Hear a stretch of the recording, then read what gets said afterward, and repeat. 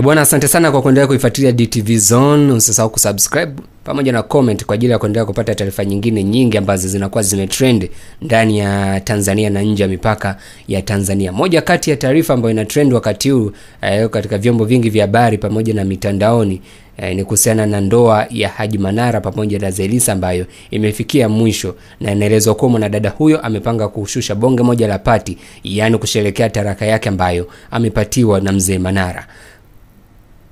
Zaiylissa amesema ataandaa sherehe hiyo atakayoipa jina la usiku wa taraka, kwani hadi kuipata taraka hiyo haikuwa kazi rahisi na ametumia nguvu ya ziada. Akizungumza na moja kati ya chombo cha habari, mwigizaji huyo wa Bongo Movie amekiri kwamba mpango huo ni kweli, kwani aliolewa kwa sherehe na atatoka kwa sherehe. Nikinukuu kile ambacho Zaiylissa amesema, sio shida zangu kufanya sherehe, kwani niliolewa kwa sherehe na nitatokaje bila sherehe. Mimi ni mtoto wa Kitanga bwana. Sherehe kwangu ni kama maji ya kunywa tu. Hapa nasema ni sherehe kwangu ni kama maji ya kunywa, na istoshe nimeitaka mwenyewe talaka. Wewe subiri tu, muda ukifika nitakwambia. Nipo kwenye maandalizi, nitawalika watu wengi waje kucheza, kunywa, kula kwa kadri ambavyo watajisikia. Pia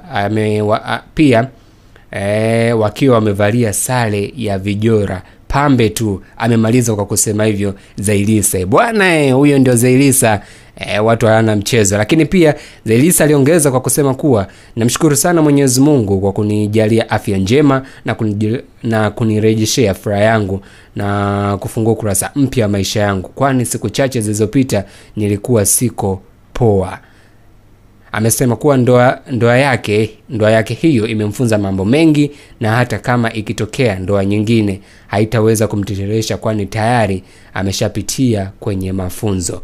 Nikinukuu kile ambacho Zai amekisema, sipendi kuzungumzia sana habari ya ndoa hii iliyovunjika, ila kiufupi nilikuwa katika wakati mgumu na leo nimejifunza mengi katika maisha ya ndoa. Zaiylissa huyo ameendelea kwa kusema hivyo.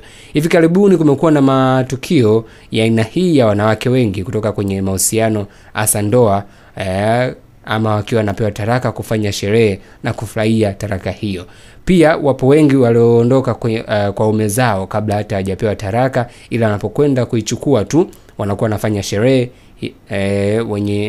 wenyewe wanaziita sherehe maalum za kusherekea kuachwa ama kupewa taraka. Bwana, tutazidi kukuletea yale yote ambayo yanazidi kuendelea. Kikubwa tu usahau kuifuatilia DTV Zone, kusubscribe, lakini pia kucomment juu ya kile ambacho wewe unakuwa unakisikia, na sisi kazi yetu ni kuhakikisha kwamba tunakupa yale yote ambayo yanaendelea kuchukua ukurasa mpya ama kwa ukubwa zaidi ndani ya Tanzania na nje ya mipaka ya Tanzania.